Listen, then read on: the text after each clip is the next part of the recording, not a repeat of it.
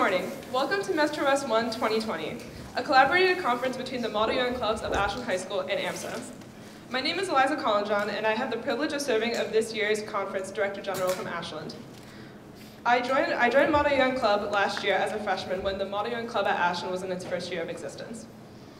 Now as a sophomore, I have the privilege of serving as the Vice President and have been gratefully allowed to play a key role in this conference. And my name is Shrujal Ambati. I'm serving as this year's Conference Director General from AMSA. I have been in the AMSA club since freshman year and have risen to become the club's co-president with much excitement and everything to do with debate and politics. At this time, in order to officially start the opening ceremonies, I would like to invite Srijan Srivatsa, the president of the AHS Model UN Club, as well as Daniel Tamalo, the other co-president of the AMSA Club, who will be serving as this year's co-secretary generals of MetroWest Model UN. Thank you for the warm welcome, Eliza. Daniel and I are extremely grateful to be elected to this role and can thank the entire secretariat, club members of Ashland High School and AMSA, as well as the tireless support of our advisors and adult mentors enough for the hard work they put into making this conference a success. And first of all, we want to welcome you all to this conference. So give yourself a clap. Clap for yourselves. You know, you came. We're really happy for you. So we're glad you're here to support our conference and to participate in our conference, and we thank you. But, you know, to me, there's something in that word, conference. We don't call this a debate, you know? We don't come here to argue. We come here to work together, to solve issues, right? We come here to collaborate. And I think that that is something special that we can't find in a debate club or a speech team.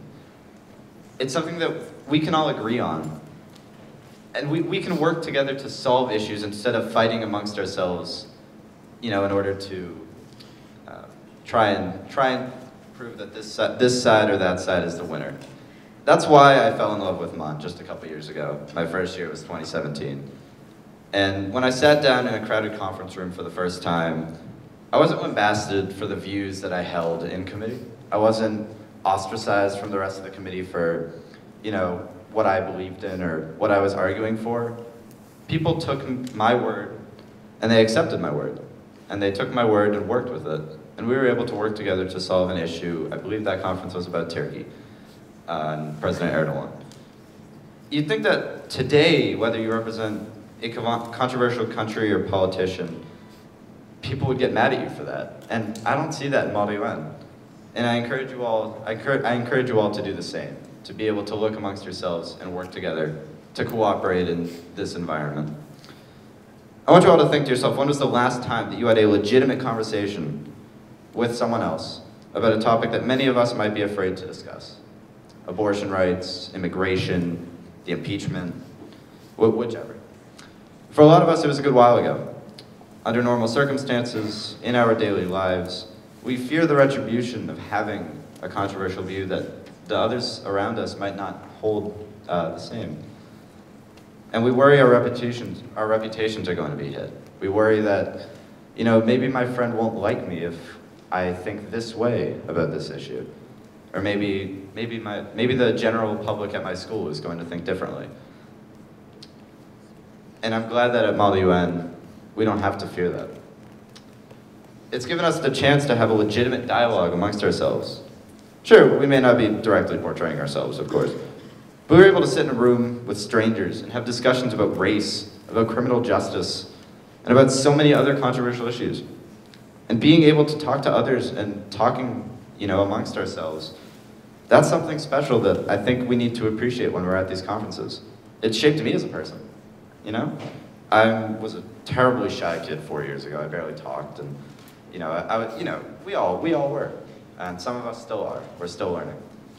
But now, look at me. I'm speaking to all of you on a podium, and that's something that I wouldn't have bet on 4 years ago, for sure.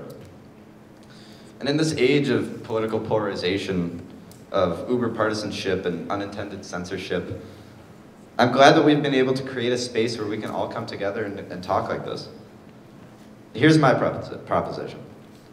Let's begin to use MUN as a basis for the real world. Let's not be scared to touch the tough topics, to debate using the facts. Let's back our claims up with evidence. But most importantly, to simply talk with each other. When we lose that ability, we lose the legitimacy of ourselves. Don't be afraid to speak up, to speak out. And one last thing before I turn it over. Have some fun today, everyone. Seriously, this is one of the funnest things I've ever done in high school, and I hope that you all can have the same kind of fun today. So thank you all for coming.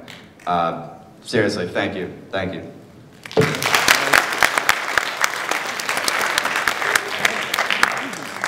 At this time, I would like to invite our keynote speaker, Mr. Jack Patrick Lewis, to the stage. As the Democratic State Representative for Ashland and Framingham, Jack Patrick Lewis has acted as a voice for the 7th Middlesex District. He's been a substitute teacher, a habitation assistant for people with disabilities, a volunteer on numerous political campaigns, an intern for government offices and nonprofit organizations, ordained ministry, and is currently the executive director of an area nonprofit serving at-risk teens. Please help me in welcoming Mr. Jack Patrick Lewis.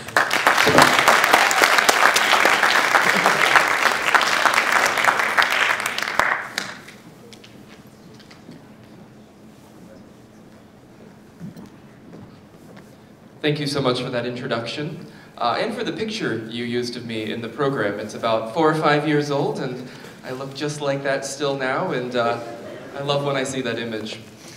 Good morning. Good morning! There we go. It is a great honor to be with you all today, and to be invited to deliver your keynote address. Before I get started, though, I want to thank our hosts here in particular, Ashland High School, Ashland Model UN's program, but I also want to thank Ashland Superintendent Jim Adams and 2 members of the Ashland School Committee, Kathy Bates and Lori Tosti, for taking time out of your day to be with us here.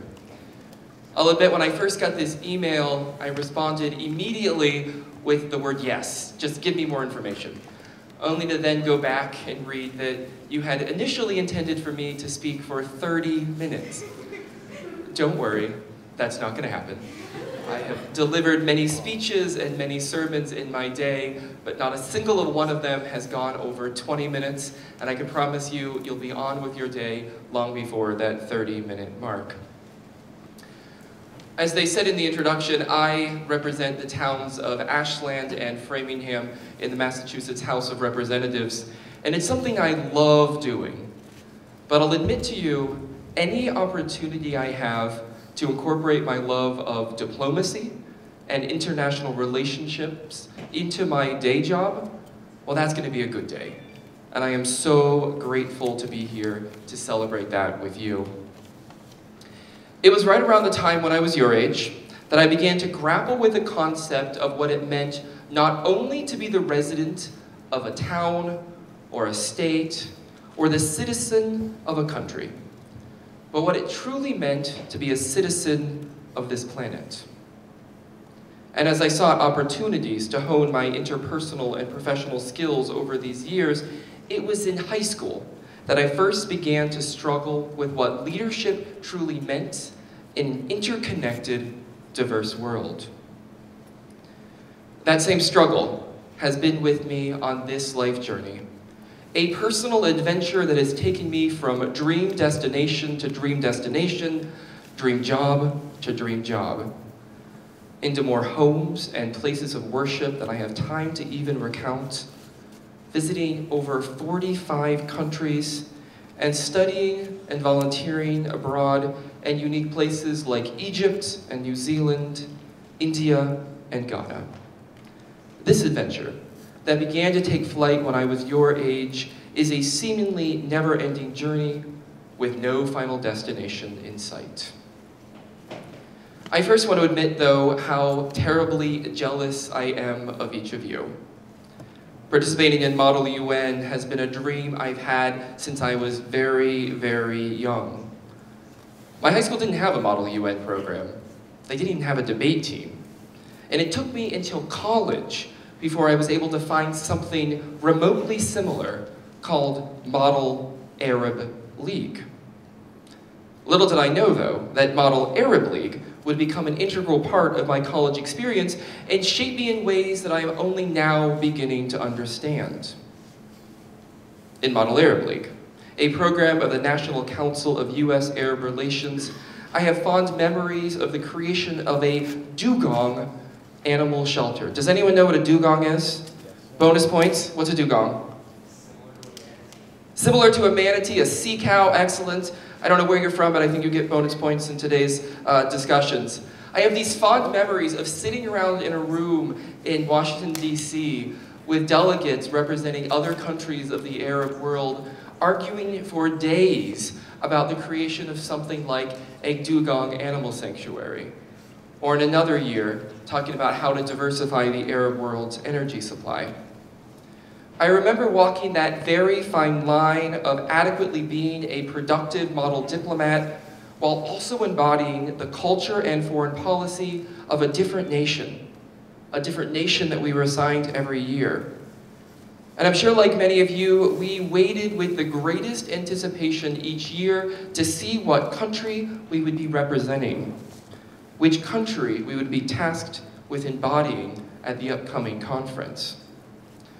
Knowing that we only had a few months to become mini experts on a country that many of our classmates had never heard of, but a country with its own rich history and culture nonetheless. My years on the school's team shaped my college experience in a way that I can only hope that Model UN does for you. As I was walking in this morning, I actually saw one of you fixing your tie or trying to tie your tie. And it reminded me that with all of the things I learned in Model Arab League, the one thing that most stands out in my mind is I learned how to tie a tie. See, I flew away to college with all of my ties in boxes and in my luggage without actually knowing how to tie any of them. And I'll tell you, in a world before YouTube, calling up your father on the landline in your dorm room to ask for help to tie your tie wasn't exactly the best way to get it done. And I remember my older, more seasoned Model Arab League colleagues helping me quickly tie my tie before my first competition as well. But I'll admit, in hindsight, it is probably unfair to say that I'm jealous of each and every one of you. I know for a fact that your Model UN teams exist because you wanted them to exist. For those of you who created your teams, for those of you who insisted that your teams continue to exist year after year, I thank you. And to adult advisors and teachers in the room, I'm looking at you as well, taking time out of your busy day to stay after school, to get up on a Sunday morning, to corral a group of high schoolers onto a bus to drive from places like Vermont and New Hampshire all the way here to Ashland is a dream come true for the students you work with, but it means that you go above and beyond. And I hope you hear from all of your students today what you hear from me now. Thank you. I'm jealous. I'll still admit that. I'm jealous that you had the confidence to create your teams when you were in high school yourselves, that you had the gumption to work with your teachers to make sure that your teams continue to exist year after year. But today, as was just told to you moments ago, you are invited to be the best and the brightest global diplomats our world has. The greatest hope for peace and stability and equity on our planet. Today, at this conference, you have the opportunity to actually be the United Nations. From the rubble and destruction of World War I and World War II, the world sought a path forward to prevent such bloodshed from ever happening again.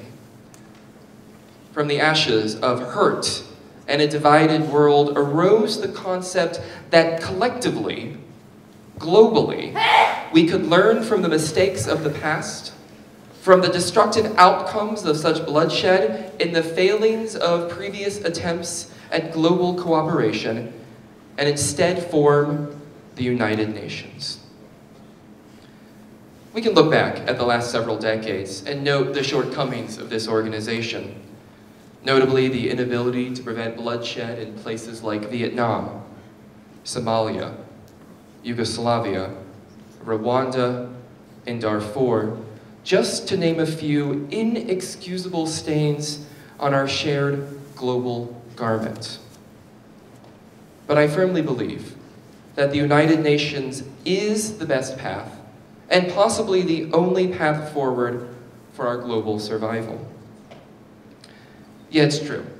The victors of World War II created an imbalanced, imperfect institution, but boy did they reach for the highest of human potential when they sought out to create this organization. Noting that overly simplistic nationalism that they had experienced during their days needed to give way to a shared, multilateral, multinational, prosperous future. Today, as UN delegates on the verge of, you didn't use the word debate, you used the word conversation, on the verge of conversation at this conference, but also as current and future leaders in your schools and in your communities, I want you to hear today, but read later, constantly, over and over again, the preamble to the UN Charter. We, the peoples of the United Nations, determined to save succeeding generations from the scourge of war, which twice in our lifetime has brought untold sorrow to humanity.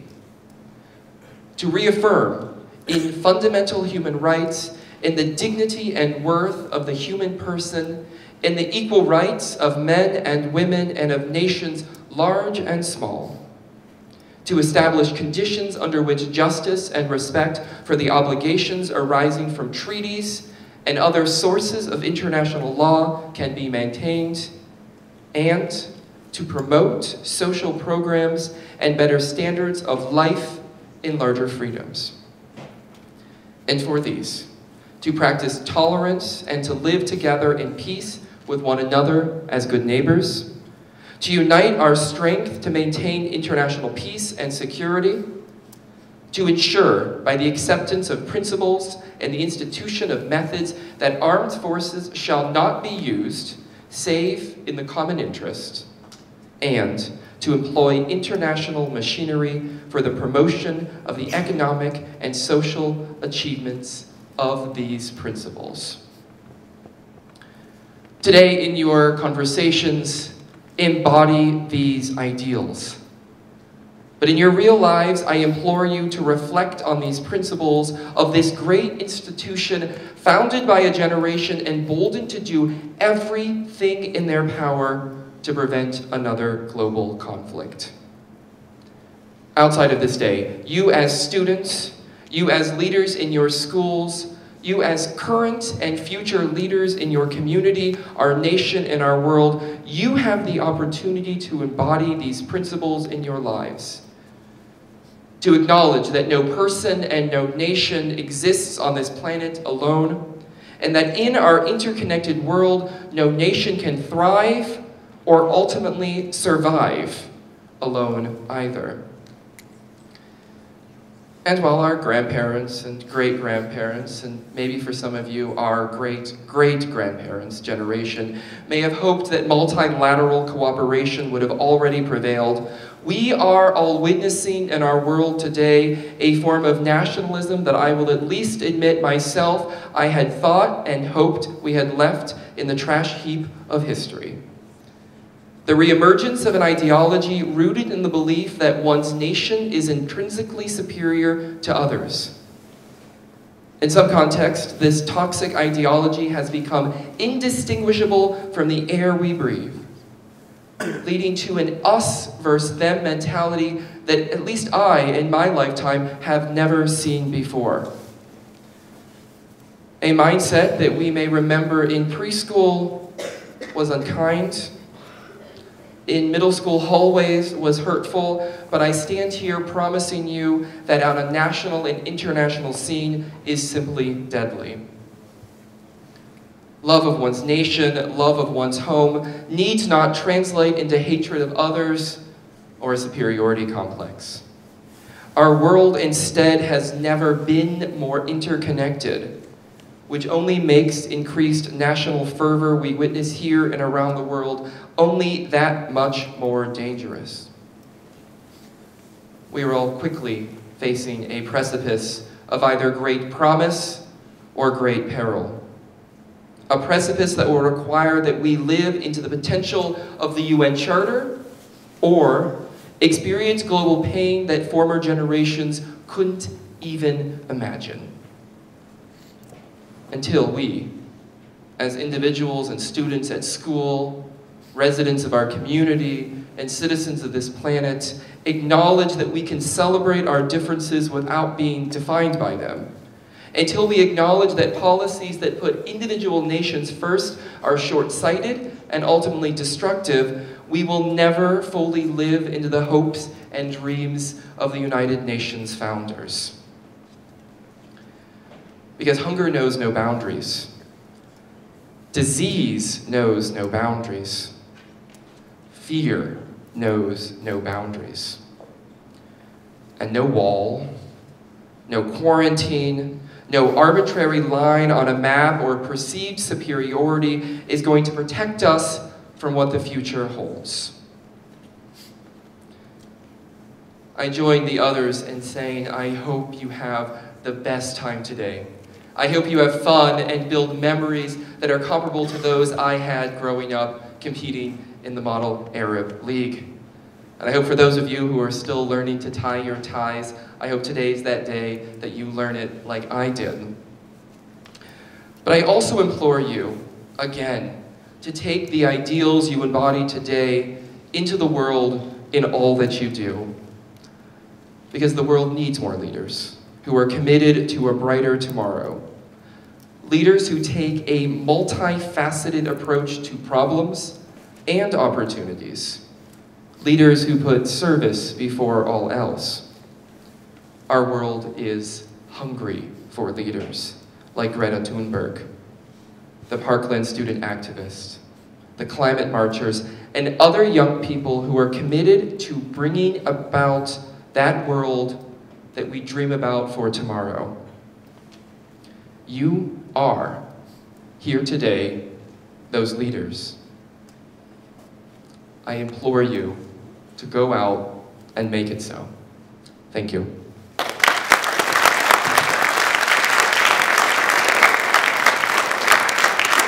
Good morning, delegates. Government-controlled blackouts are beneficial for countries because it creates stability within the country, especially when it comes to riots, hate speech, and anti-government movements.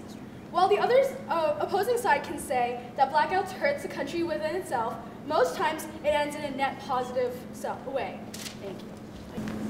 Good morning, everyone. So, as government-controlled blackouts are becoming more prevalent in the world, we must understand how we can utilize them and which countries get to utilize them. The idea of a government-controlled blackout is within a country's right to execute them and utilize them. It is within their own decision to utilize them. Government-controlled blackouts are a right of a country. It is within their sovereignty, and it is within their own power and decision to make that decision. So because it is in their right, we should not be looking for regulation of these blackouts. Because in 2018, we've already established in a resolution that internet is sovereign to each country. So to go for regulating these blackouts would to go against previous resolutions. So that is why we need to look in favor of letting blackouts stay neutral and stay loyal and stay sovereign to each country. And we cannot regulate these blackouts. Thank you. Good morning, fellow delegates. I feel, as a nation, we feel like every citizen in this planet should have the right to the internet. They should have the right to access the internet, just like how we have the right for freedom of expression and speech. Yes, government-controlled blackouts do protect national sovereignty. They do protect a country's rights. It does protect a country's laws. But that doesn't mean that you should take away the internet. We live in a digital age.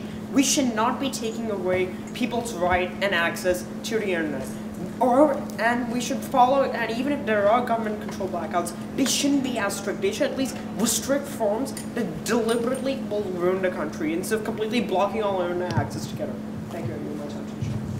Thank you, Canada. Saudi Arabia, you have the floor. Good morning, delegates. Country Saudi Arabia, my bad, acknowledges that internet blackouts are a good thing and they do protect the country's sovereignty. They are also should be controlled by a country and their individual freedom of expression. In Saudi Arabia, we don't have a policy about that. Most of the time, people who exercise that right are prosecuted. So yeah, we think that we should control the media. I yield my time to the chair. Delegates, the United States is appalled and disgusted by certain Eastern countries' uses of internet censorship and government-controlled blackouts as a form of regulating their citizens. The United Nations has declared that internet usage is a basic human right, and these nations are stripping it away from their people. We will not rest until a resolution is found. We are hoping that nations around the globe can adopt American ideals when it comes to freedom of speech and expression.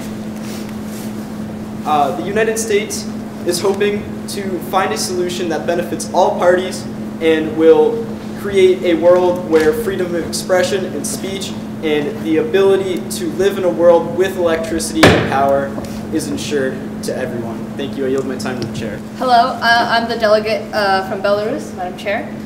Government-regulated internet control and blackouts are completely justified because we're maintaining a high quality and safe way of life for our citizens. In order to maintain that law, strong central control over the internet is essential, and the security over the cloud and the internet will ensure that our national security will remain intact. If we allow unrestricted internet access, we could be exposing our people to cyber terrorism and other threats that lie within the internet. We cannot trust the UN to know what our country needs to be safe and to thrive, and it should be a national right for governments to decide how the internet should be regulated.